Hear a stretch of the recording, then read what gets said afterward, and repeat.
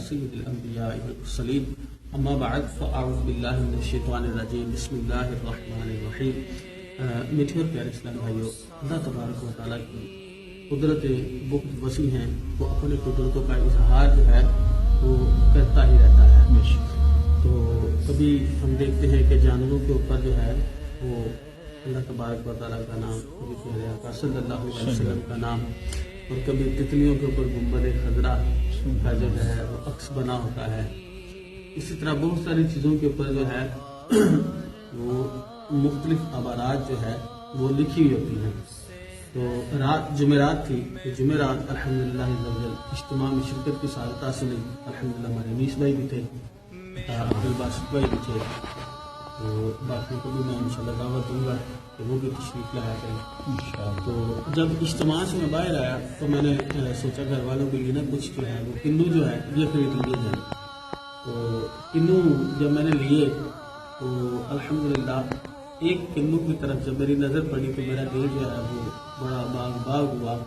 تو میں نے چاہا کہ آپ اسلام بھائیوں تک بھی جو ہے یہ اس کو میں پہنچاؤں کہ یہ کنو کے اوپر بالکل واضح جو ہے کہ لفظ محمد قدرتی طور پر لکھا ہوا ہے۔ یہ آپ دیکھیں قریب قریب عبدالباسط بھائی، سبحان اللہ، یہ لفظ محمد جو ہے بالکل واضح ہے اس مالٹے کے اوپر۔ تو اللہ تبارک و تعالی ہمیں پیارے محبوب صلی اللہ علیہ وسلم سے ٹوٹ کر محبت کرنے کی توفیق عطا فرمائے۔ تو یہ اللہ تبارک و تعالی اپنی قدرت کا جو ہے وہ اظہار کرتا رہتا ہے۔ تو سب اسلامی بھائیوں نے الحمدللہ اس کا بوسہ بھی لیا، آنکھوں سے بھی لگایا اور درود پاک بھی پڑھا۔